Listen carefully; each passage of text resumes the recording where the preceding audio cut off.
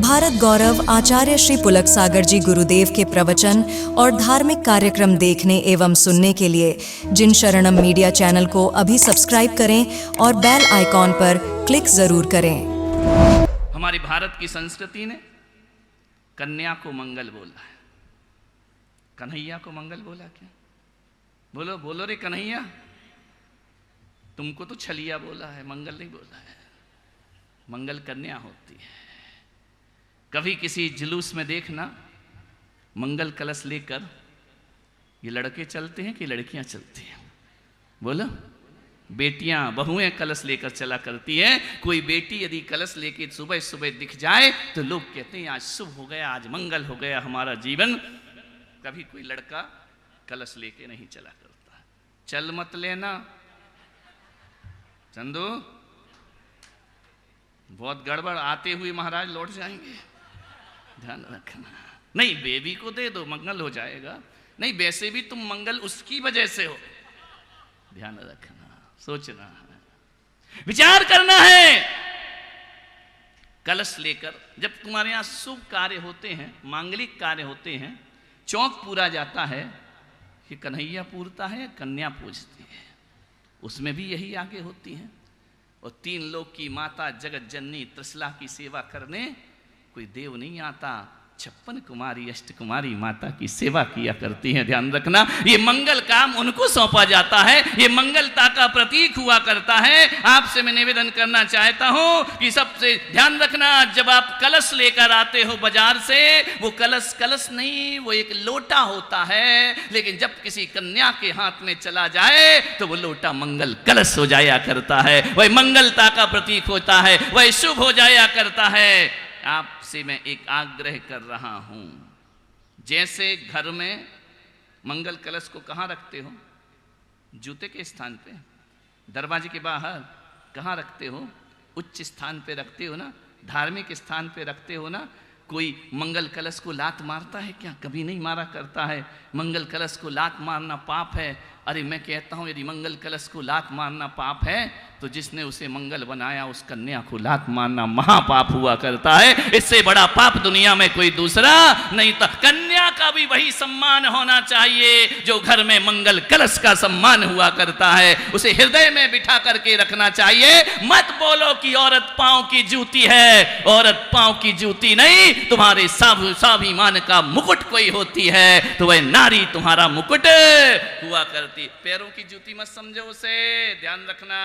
यदि जूती समझ ली तो ध्यान रखना, फिर जूती कहां पड़ती है ना, फिर ये खोपड़ा खाली हो जाता है, ध्यान रखना। जूती नहीं है, हृदय के स्थान पर बैठा करती है बेटियां। मान्यवर, आज कन्याओं को लात मारी जा रही है, विषय मेरा दूसरा है। आज कन्याओं का अपमान हो रहा है, कन्याओं को लात मारी जा रही है, बेटी के साथ बदसलूकी की जा रही है। मान्य, आपसे निवेदन है, एक ही चीज आपसे निवेदन करने जा रहा हूं। कन्याओं का अपमान हो रहा है, वो इतना बड़ा अपमान जो इस सदी में हो रहा वो पहले कभी नहीं हुआ होगा, ध्यान रखना। बेटी के साथ नफरत, दुख की बात तो ये है कि औरत ही औरत की दुश्मन बन रही है, ध्यान रखना। यदि ये दुश्मन बनते तो फिर भी हम इनसे लड़ लेते। जब नारी ही नारी की दुश्मन बनती है ना, जब उसकी कोख में कोई बेटी आ जाती है, वह उसका अवार्सन कराया करती है। आज तुम्हारे घर में बेटा हो जाए तो मिठाई बंटती है, मुंह मीठा किया जाता है। और बेटी हो जाए तो ऐसा मुंह बनाती हो, ऐसा मुंह बनाती हो जैसे किसी ने नीम का काढ़ा तुमको पिला दिया हो, ध्यान रखना। औरत ही औरत से नफरत कर रही है, महिला ही बेटी से नफरत कर रही है, मां ही बेटी से नफरत कर रही है, ध्यान रखना। पुरुष करता तो लड़ लेते हैं, अवार्सन गर्भपात महिला कराती है, ध्यान रखना। अनचाही औलाद, फिर भी गवर्नमेंट ने रोक लगा रखी है, लेकिन अकेले सरकार से बुराइयां मिटा नहीं करती हैं।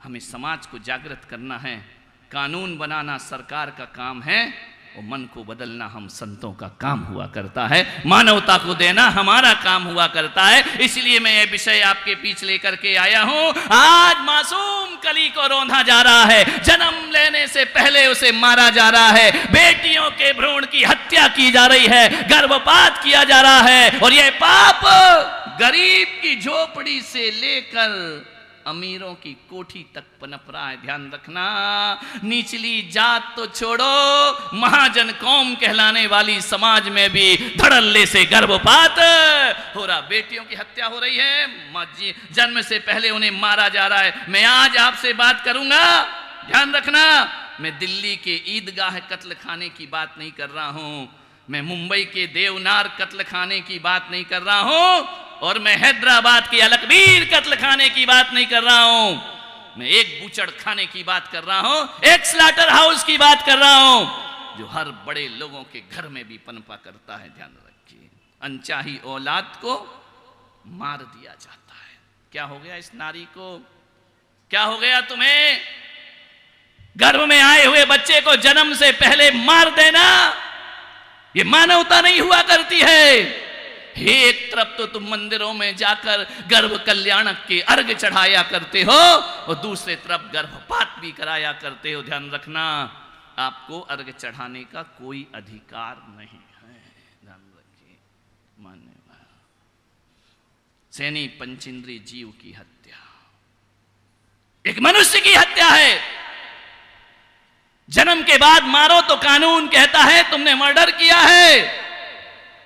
गर्भ में क्यों ये कानून नहीं बनाता? कानून कुछ थोड़ा सख्त होना पड़ेगा। मादा भ्रूण की हत्या हो रही है, चोरी छिपे हो रही है,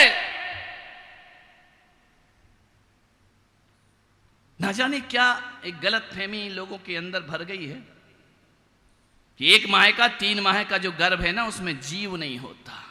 पागल हो गए क्या? हमारे शास्त्र कहते हैं, हमारा विज्ञान कहता है, हमारा साइंस कहता है कि गर्भाधान के 7 दिन बाद उस रजवीर में जीव का अवतरण हो जाया करता है। 7 दिन बाद सोचिए, और आप कहते हो 3 महीने के बच्चे में प्राण नहीं हुआ करते। ऐसी पत्थर जिंदगी मत बनाओ अपनी मेरे भाई। सोचना है, गर्भपात 1, पाप 4। जिस भी नारी ने गर्भपात कराया होगा, 4 पाप का बंद किया उसने। ध्यान रखिए, एक गर्भपात से 4 पाप लगा करते हैं। पहला पाप, तुमने एक अतिथि की हत्या की है। तो तुम्हारे गर्भ में आया था, मेहमान था, अतिथि था, और भारत की संस्कृति कहती है अतिथि देवो भव। ध्यान रखना, जो देवता होता है उसे जन्म लेने से पहले तुमने मार डाला है। दूसरा पाप, एक शरणागत की हत्या की है। हमारी संस्कृति कहती है कि शरण में कोई आ जाए तो हम उसे मारा नहीं करते हैं, अपना बना लेते। श्री राम की शरण में जब विभीषण पहुंचता है, राम बैठे हैं समुद्र के किनारे, विभीषण पहुंचते हैं। लक्ष्मण ने कहा कि भैया, शत्रु का भाई आ रहा है, जरा संभल के मिलना। राम ने कहा आने दो। जैसे ही विभीषण पहुंचे, वो जाकर के श्री राम के चरणों में अपना शीश झुकाया, वंदन किया, प्रणाम किया, आशीर्वाद लिया। राम उठे अपने आसन से और विभीषण को गले से लगा लिया। ध्यान रखना, लक्ष्मण ने हाथ दबाया, भैया ये दुश्मन का भाई, इसे गले मत लगाओ। राम ने कहा कि नहीं लक्ष्मण, यदि कोई दुश्मन का भाई तो छोड़ो, दुश्मन भी मेरी शरण में आ जाए तो मैं उसे अपना मित्र बना लिया करता हूं, दोस्त बना लिया करता हूं, उन्हें अपने हृदय से लगा लिया करता हूं, उन्हें अपना जीवन का साथी बना लिया करता हूं। शरणागत की हत्या की है तुमने, वो बच्चा तुम्हारी शरण में आया था, तुमने उसे मार डाला। ध्यान, दीनहीन अनाथ की हत्या की है, तीसरा पाप। इतनी ताकत थी तो जन्म लेने के बाद मारते। ध्यान रखिए, लेकिन तुम में नहीं, एक दीनहीन अनाथ जो कुछ नहीं कर सकता है, उसे गर्भ में ही मार दिया। वो सबसे बड़ा पाप, तुमने दूसरों की नहीं, अपने ही खून के हत्यारे बन गए हो तुम। वह तुम्हारा ही खून है, तुम्हारे ही शरीर का अंग है, उसकी हत्या तुमने कर दी। इसलिए मैंने कहा गर्भपात 1 और 5 पाप 4। ध्यान रखिए, निवेदन है, एक सुनियोजित ढंग से हत्या है। गर्भपात एक व्यवसाय बन रहा है डॉक्टरों के लिए। मान्यवर, एक बच्चे की जब हत्या होती है ना, गर्भ में जब उसे मारा जाता है, 3 लोग गुनाहगार होते हैं। एक वो डॉक्टर जिसने लोगों को जीवन देने की शपथ उठाई थी। डॉक्टर, तुम जीवन देते हो, तुम्हें जीवन लेने का कोई अधिकार नहीं हुआ करता है। ध्यान रखिए, कैसे तुमने किसी का गर्भपात कर दिया, अबॉर्शन कर दिया। पहला हत्यारा वो डॉक्टर, दूसरा हत्यारा वो पति जो गर्भपात के लिए पत्नी का सहयोग करता है, और तीसरा हत्यारी वो मां जिसने अपने ही खून की हत्या कर दी, अपने ही गर्भ में अपने ही बच्चे को मार डाला। 3 हत्यारे हैं, तीनों के हाथ खून से रंगे हुए हैं। ध्यान रखना, मैं पुलक सागर कहता हूं, ऐसे दाग हैं, ऐसे दाग हैं। खून के दाग वो दाग होते हैं जो मेहंदी के रंग से भी नहीं छिपा करते हैं। ध्यान रखिए, ये 3 लोगों ने मिलकर एक बच्चे की हत्या कर दी। ध्यान रखिए, शपथ लेते ना डॉक्टर जीवन दान देने का, मार कैसे दिया तुमने? तुमको मारने के लिए डिग्रियां नहीं मिली थी, किसी का जीवन छीनने के लिए आपको डॉक्टर नहीं बनाया गया था। एक बात याद रखना, जीवन दान जो डॉक्टर जीवन देता है ना, वो डॉक्टर नहीं, भगवान हुआ करता है पेशेंट के लिए। ध्यान रखना, भगवान होता है वह बीमार के लिए जीवन दान देता है। आज डॉक्टर साहब यहाँ पर आए, 2 मिनट खड़े हो जाएं वहीं पर। ये वो व्यक्ति हैं, वो व्यक्तित्व। जितने भी डॉक्टर मिले सबने कहा कि मेरी सर्जरी होगी, लेकिन डॉक्टर साहब ने वहीं चंदू जी यार, ये वो व्यक्तित्व जिसने कहा बिना सर्जरी के मैं आपको चला के बताऊंगा। उन्होंने आया, मुझे देखे, समझा, परखा, और उन्होंने कहा 1.5 साल से आपका जो इलाज हो रहा था वो तो आपको समस्या ही नहीं है, समस्या कोई और है। ध्यान रखना, मैं बहुत बहुत आशीर्वाद देता हूं। नाम क्या है? नाम देखो, इलाज कर रहे हो, मुझे नाम नहीं मालूम है। नाम रखिए, दीपेन पटेल, अमेरिका से पढ़ करके आए हैं। रोज 5 बजे मैं उनके क्लिनिक में जाता हूं। ध्यान रखना, लोग मेरे दरबार में आते हैं, मैं उनके यहां जाता हूं। ध्यान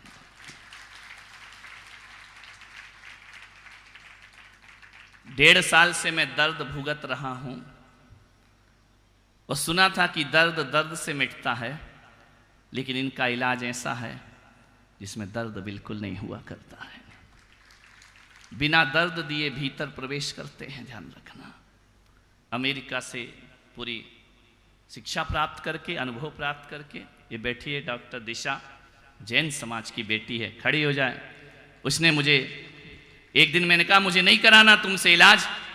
उस बेटी ने कहा नहीं महाराज, एक अवसर प्रदान करिए, हम आपका पैर जरूर ठीक करेंगे।